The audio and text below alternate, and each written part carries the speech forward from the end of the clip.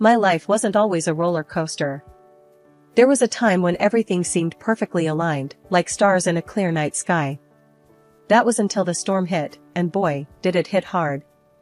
Let me take you back to where it all started. My name's Ava, just a regular gal who landed a job at a prestigious family-owned company. That's where I met Jack, my future storm, though back then, he was just a handsome guy with a killer smile working the same grind as me. Hey, Ava, right? I've seen you around. Jack Harrison. He introduced himself one day at the office, extending a hand that felt like it was molded just for mine. Yeah, that's me. Nice to meet you, Jack, I replied, feeling a spark I hadn't felt before. Our office romance blossomed faster than a wildfire, and before I knew it, we were tying the knot. It was a beautiful ceremony, the kind you see in movies, but little did I know, it was the calm before the storm.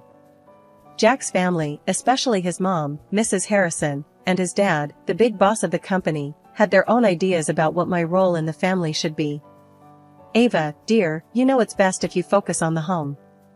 Let Jack handle the business, Mrs. Harrison would often say, her words coated with a sweetness that couldn't mask the bitterness I felt being sidelined. But I have a degree and experience. I can contribute to the company. I tried to argue once, only to be met with a patronizing chuckle from Mr. Harrison. Darling, we appreciate your enthusiasm, but let's leave the business to those who know it, he said, dismissing me as if I were a child. Jack didn't stand up for me. Instead, he echoed his family's sentiments. Babe, it's for the best. You'll see. We can start a family, and you'll have all the time to take care of our home, he said, wrapping his arm around me, trying to sell me a future I never asked for. I eventually gave in, quitting my job to become the housewife they all wanted me to be. But satisfaction was far from what I found. Each day felt like I was losing a piece of myself, my identity drowned out by the endless cycle of household chores and Jack's increasing demands. I tried to reach out to Jack, to tell him how isolated and belittled I felt. Jack, this isn't what I signed up for. I'm more than just a cook or a cleaner, I pleaded one night, hoping to find the man I fell in love with. Ava, you're being dramatic. This is what women do, they take care of their homes. And honestly, you could put a bit more effort into it.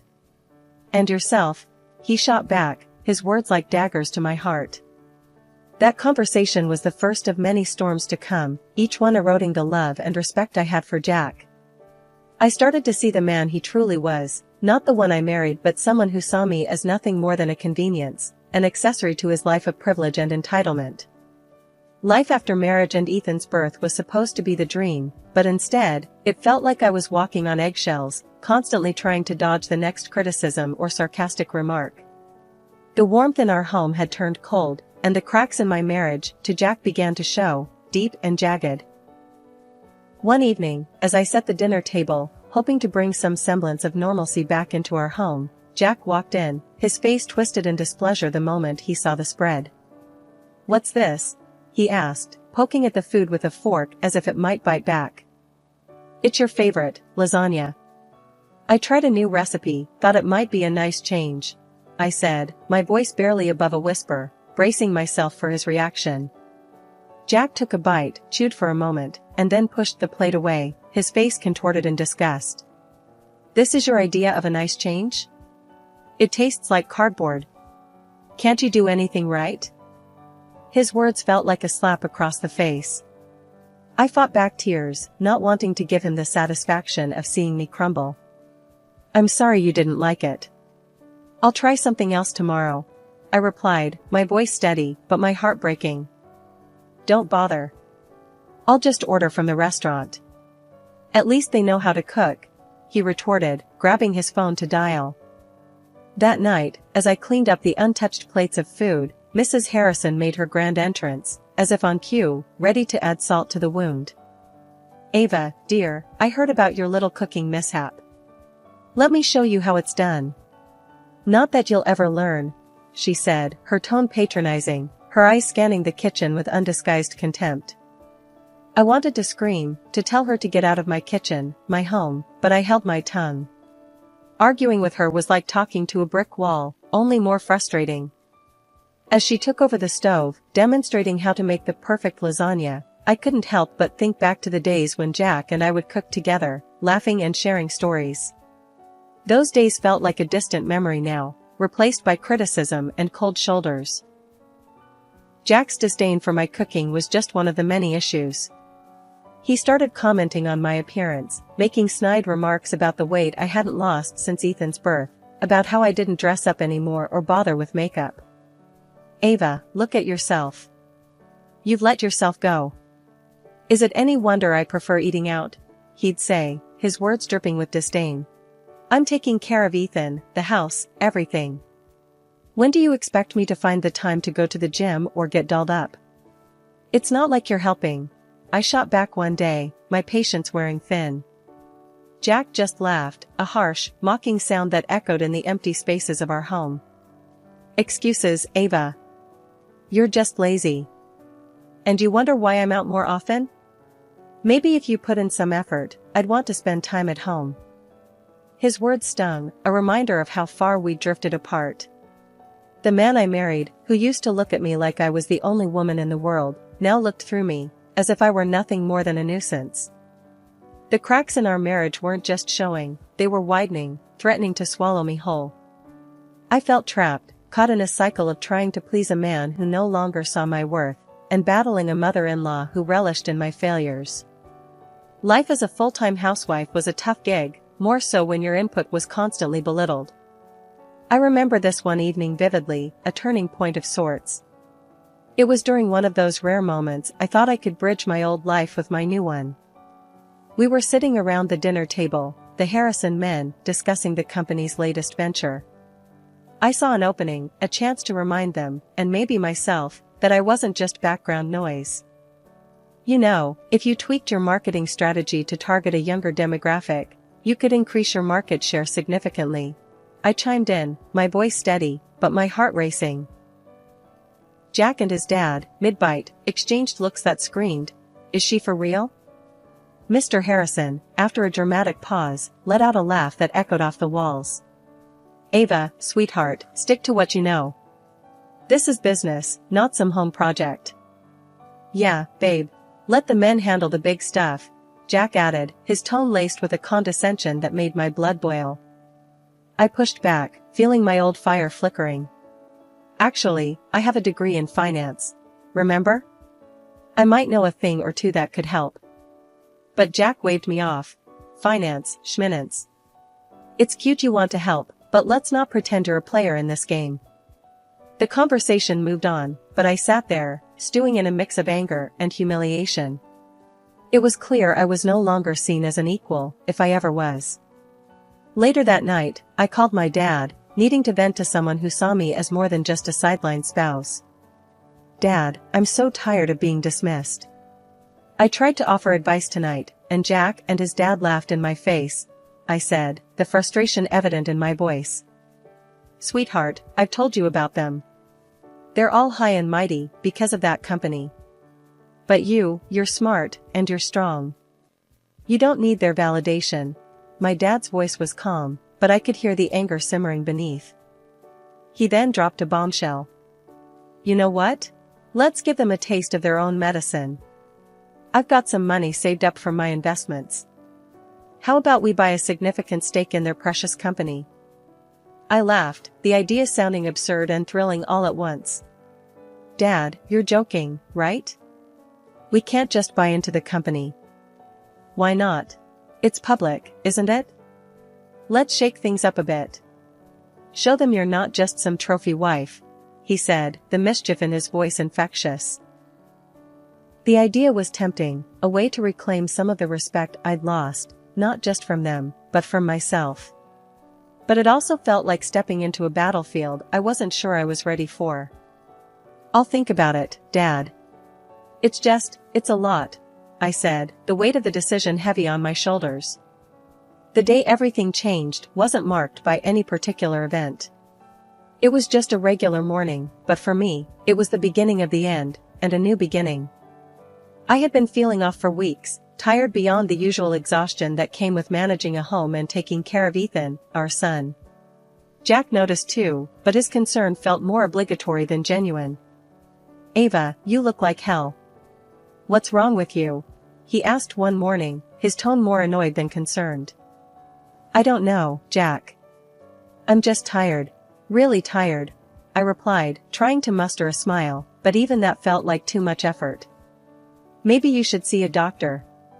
"I can't have you being lazy around the house," he said, his words cutting deeper than he probably intended.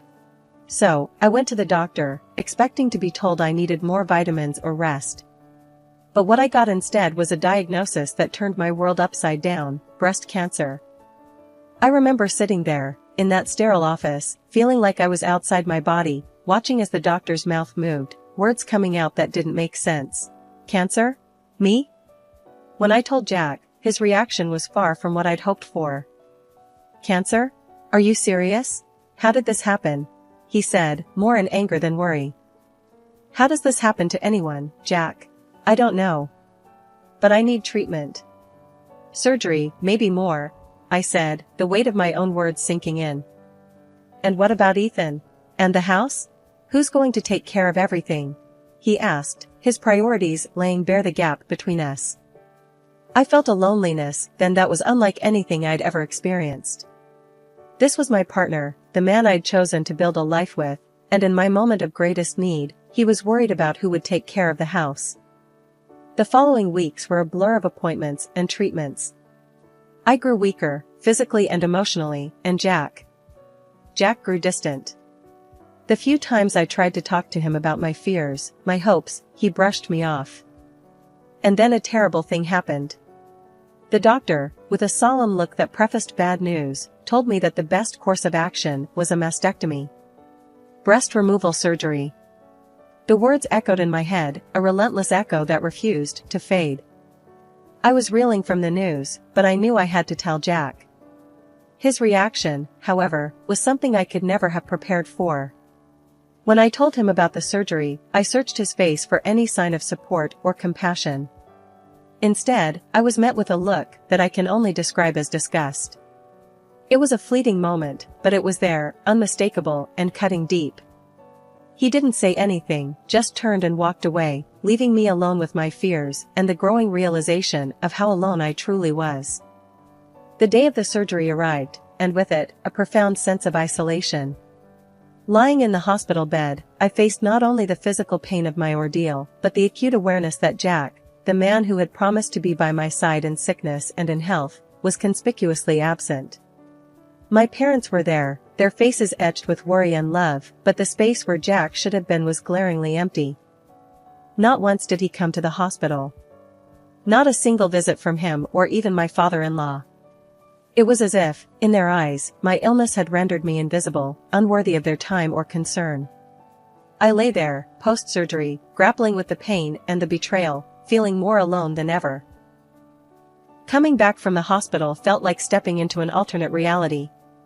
I stood at the doorstep of what used to be my home, my heart pounding, not from the pain of surgery, but from the uncertainty of what awaited me. The door swung open, and there he was, Jack, but he wasn't alone. Beside him stood a young woman, her presence like a slap in the face. Before I could process the scene before me, Jack's words cut through the air, cold and sharp. "Here are your things," he said, gesturing to a couple of suitcases on the porch. "And these," he handed me a stack of papers, "are divorce papers. I want you out, Ava." I stared at him, disbelief and pain warring within me. "Jack, what are you saying? This is my home, our home." He scoffed, a cruel edge to his voice. "Not anymore. I don't need a woman without breasts. I've moved on. She's everything you're not," he said, his arm wrapping around the waist of the woman beside him. The words were a physical blow, leaving me reeling. I felt a surge of anger, but it was quickly drowned out by a profound sense of betrayal. Without another word, I grabbed my things and left, the finality of the moment weighing heavily on me. I went to my in-laws next, hoping for some semblance of support, or at the very least, to see my son. The reception I received was as cold as the one I had just left. My mother-in-law's eyes raked over me with undisguised contempt. When Ethan was brought to me, his face lit up, a stark contrast to the tension around us. "Mommy," he exclaimed, throwing his arms around me. The warmth of his embrace was a small comfort in the sea of coldness. My father-in-law didn't waste time with pleasantries. "Take your son and leave," he said, his voice devoid of any warmth. "And don't even think about claiming any part of our property. You'll get nothing." As I stood there, trying to muster the strength to leave, my mother-in-law's voice stopped me. "You're nothing but an inferior woman now," she said, her words laced with venom. "No wonder he doesn't want you." The words stung, but they also fueled a fire within me. With Ethan by my side, I left, knowing that this was not the end for us. It was a bitter farewell to a life that had become a prison. Back at my parents' house, with Ethan playing quietly in the corner of the room, I sat down with my dad, the weight of the world on my shoulders. The air was thick with tension, but also an unspoken understanding. My dad was the first to break the silence. "Ava, remember what we talked about before? About the company shares," he said, his voice steady, his gaze meeting mine. I let out a humorless laugh, the absurdity of the situation not lost on me. "Dad, I thought you were joking. After everything, it feels like, I don't know, like grasping at straws." He leaned forward, his expression serious. "I wasn't joking, Ava. I did it. I bought a significant stake in the Harrison Company." I blinked, the words taking a moment to register. "You what? Dad, do you know what this means?" He nodded, a sly smile playing on his lips. "Yes, it means you have leverage, Ava. It means you can fight back." The idea was ludicrous, yet incredibly tempting. It was a chance to regain some control, to not be the victim in this narrative any longer. But how? "Jack and his family have made it clear they want nothing to do with me," I countered, the doubt evident in my voice. "That may be true, but now you're not just Ava, the cast-aside wife. You're Ava, the shareholder. You have a say in how things are run, maybe even get a seat on the board," he said, the possibility hanging in the air like a promise. The conversation shifted then, to logistics, to legalities, to strategies. For the first time in a long time, I felt a spark of hope, a flicker of excitement at the prospect of turning the tables. "But what about Ethan? And Mom?" I asked, my resolve firming, but my concern for my family paramount. "We're in this together, Ava. Your mom and I, we've got your back. And Ethan, he's going to see his mom standing up for herself." "That's important," Dad said, his voice filled with conviction. It was a plan born out of desperation, but it was a plan nonetheless. As the night grew deeper, and Ethan fell asleep on the couch, I realized this was more than just about revenge or retribution. It was about reclaiming my life, my dignity, and showing my son the strength of standing up for oneself. "Dad, let's do this. Let's shake things up," I said, a determined resolve settling over me. He nodded, a proud smile on his face. "That's my girl." As I tucked Ethan into bed that night, the uncertainty of the future loomed large. Yet, beneath it all was a burgeoning sense of empowerment. For the first time in a long while, I looked forward to what the next day would bring, ready to face the challenges head-on. This unexpected twist was not just a lifeline, it was a call to arms. And I was ready to answer it. Walking into the annual meeting, I felt like I was stepping into a lion's den. There they were, Jack and his dad, looking all confident and in charge. Their faces dropped when they saw me, though. "What are you doing here, Ava?" Jack asked, his voice dripping with disbelief. I didn't miss a beat. Pulling out the documents, I laid them on the table with a thud. "I own 90% of the company now. That means I'm not just here to sit pretty, I'm here to call the shots." You could have heard a pin drop. Jack and his dad exchanged looks, their faces going from confused to downright angry. "This is ridiculous.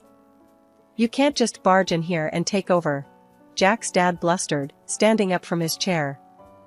I shot him a look, my patience wearing thin. "Sit down, or I'll have security help you do it. This is happening, whether you like it or not." I then laid out my plan, clear and straightforward. We're going to shift the company's direction. I have a plan that will double our profits. It's time for a change, and I'm leading it. The room was silent as I spoke, everyone processing the bomb I'd just dropped. You could see the wheels turning in their heads, calculating the possibilities. Jack tried to argue, his pride wounded. You think you can just waltz in and run the show? This is my family's company. I met his gaze, steady and unflinching. It was your family's company. Now, it's mine. And I'm not just waltzing in, I've got a plan, and the board agrees. The decision was made. The board, seeing the potential in my plan, backed me up. It was a surreal moment, watching Jack and his father realize the tables had turned. As the meeting ended, and the room cleared, Jack approached me, his demeanor changed. Ava, let's talk about this. There's got to be a way we can work together. But it was too late for negotiations or pleasantries. We're past talking, Jack. It's time for action. And as for working together, that ship has sailed. It's time for a new era, and I'm at the helm. After the dust settled from the shareholders' meeting, I took the helm of the company with a mix of determination and anticipation.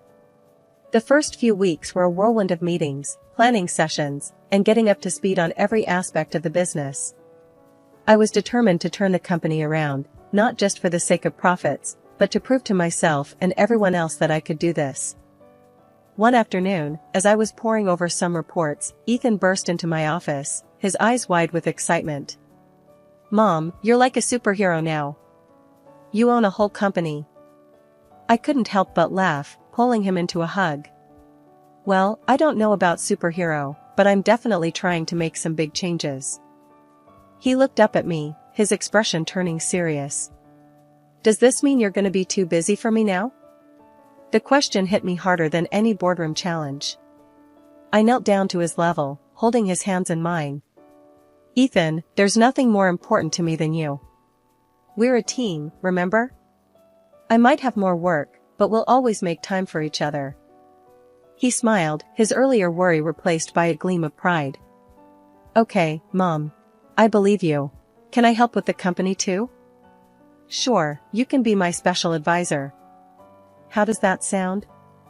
I teased, ruffling his hair. Awesome, he exclaimed, already brimming with ideas. The next challenge came from within the company itself. Some of the longtime employees were resistant to change, skeptical of my leadership. I called a staff meeting, determined to address their concerns head-on. I know there are doubts, and I understand why. I started, scanning the room. But I promise you, every decision I make is with the future of this company in mind. We have an incredible opportunity to grow, to innovate, and I want all of you to be a part of that. There was silence for a moment before one of the senior managers spoke up. We've seen what you're proposing, Ava. It's ambitious, but if anyone can lead us there, I believe it's you. Nods and murmurs of agreement filled the room, a tangible shift in the atmosphere. It was the beginning of a new era for the company, and for me. As months turned into a year, the company's fortunes began to change. We were making strides, hitting targets that once seemed out of reach. And with each success, my confidence grew, not just in my professional abilities, but in my personal resilience. Jack reached out a few times, hints of regret in his messages, but I knew that some bridges were meant to burn. I was building a new life, one that was defined by my own terms, my own successes and failures. Sitting in my office one evening, looking out at the city lights, I reflected on the journey. From feeling lost and diminished to standing strong, leading a company, and raising an incredible son. It hadn't been easy, but I had emerged on the other side, not just intact, but stronger, wiser, and more determined than ever. Ethan, time to go home, I called out, closing my laptop. He ran into the room, his latest drawing in hand, a colorful depiction of us together, standing tall. This is us, Mom. We're a team, he said, his eyes shining. Yes, we are, I replied, holding his drawing close. And we always will be. As we walked out of the office together, I knew that whatever the future held, I was ready. I had rebuilt my life on my terms, and no matter what came next, I had the strength to face it.